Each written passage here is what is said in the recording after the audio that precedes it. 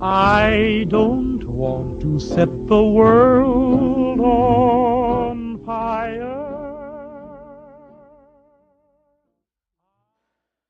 The postmodern sequential literature period produced some of the most semiotically compatible works, where characters in comics and manga act as iconographical representations of historical and contemporary events. Semiotics is the study of iconography and its application. There are two methods of semiotic analysis: Charles S. Peirce's icon, index, and symbol, and Ferdinand de Saussure's signifier and signified. Peirce separates iconography into three distinct types. Icons are complete figures which represent what they literally depict. Index or indices are synecdochical representations of icons. Symbols are iconography that are remotely related to icons or indices. De Saussure's signifier is an entire figure who represents what is literally depicted.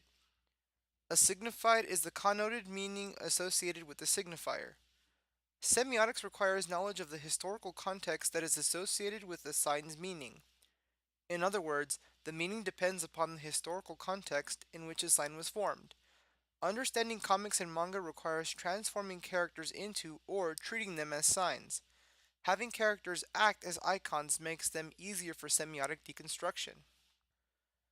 Akira and Watchmen are two prime examples of postmodern manga and comics, respectively.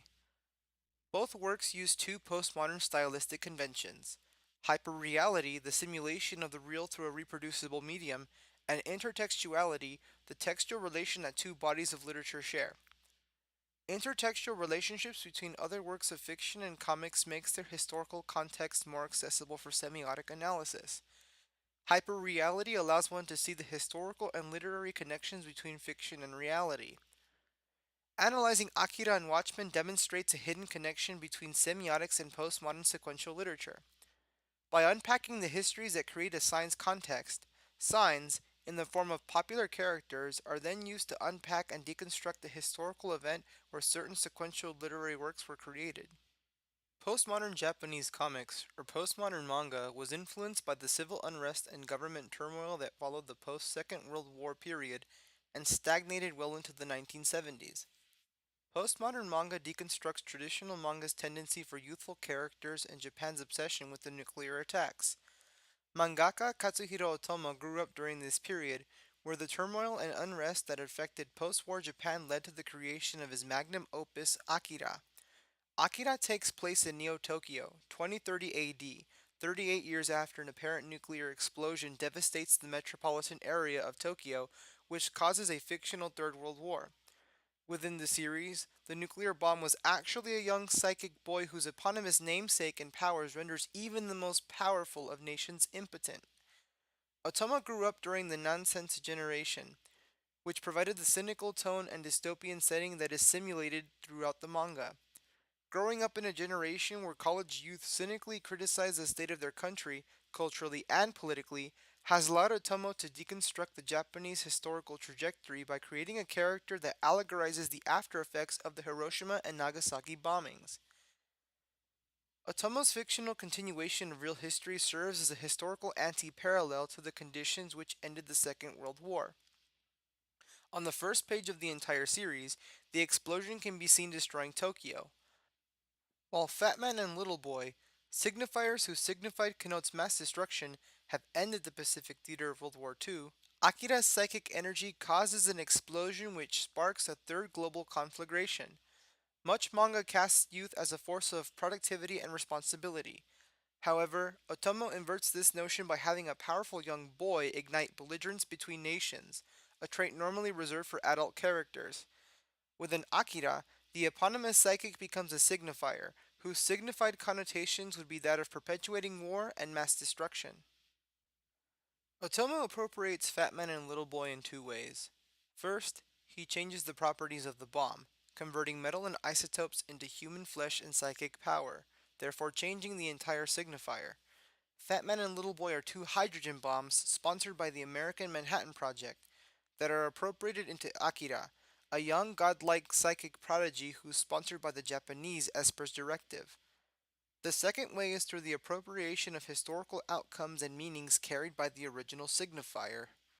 Hiroshima and Nagasaki become amalgamated and composited into Tokyo, which is later reconstructed into Neo Tokyo post explosion.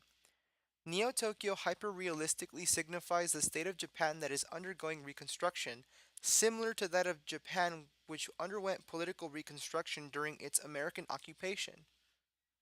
Otomo simulates post-war history while simultaneously deconstructing its trajectory towards nuclear armament. Appropriating the bomb into a young psychic child demonstrates an important observation that destruction is continuous. Otomo's fictional depiction of a reality where Japan starts a Third World War is due to Cold War fears of imminent nuclear destruction. On an intertextual note, an arc of Akira, where Neo Tokyo resembles a barren wasteland after a second psychic detonation, is related to Barefoot Gen, whose scenes of post-bombing destruction are recreated with stunning technicality and sublimity. Gen recollects a young boy's journey in the midst of a devastated Hiroshima. While the destruction in Gen is a historical recollection of nuclear holocaust, Akira is a hyper-realistic projection of possible nuclear fallout which simulates conditions that are historically depicted in Gen. In America, comics came to the age of postmodernism due to a widespread rejection of Silver Age morality and stylistic sensibilities. Rather than adhere to the black and white, unambiguous storylines, comics began telling complex, nonlinear, and morally ambiguous narratives. During the Silver Age of comic books, the Comic Code Authority, a self-regulating body of comic book officials, virtually controlled all of the content of mainstream comics. Many Silver Age conventions, such as saving the day, bad guys always losing, and no gratuitous violence, resulted from the code's strict limitation on content and subject matter. Watchmen was among the first of comics to reject the code's guidelines and re-examine the role of a superhero by giving the main characters the most complex villains of all: nuclear warfare and the darkest parts of the human condition. Writer Alan Moore and artist Dave Gibbons created a world which hyper-realistically portrays superheroes in our reality. Set in an alternate Cold War reality, Watchmen analyzes and breaks down the notions of heroism and power which characterizes the superhero archetype. For this presentation, focus will remain on Jonathan Dr. Manhattan Osterman. Dr. Manhattan is the result of his mortal self's disintegrated intrinsic field, which killed him. He only comes back to life after he learned to piece himself together in a new godly blue-bodied form. The intrinsic field was a concept invented by Alan Moore in order to highlight the Silver Age's sci-fi sensibilities.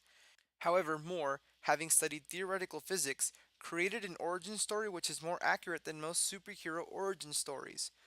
Dr. Manhattan's accurate superheroic conception deconstructs most Silver Age conventions of superhero creation, all while ridiculing at the possibility of creating a superhero in very improbable conditions.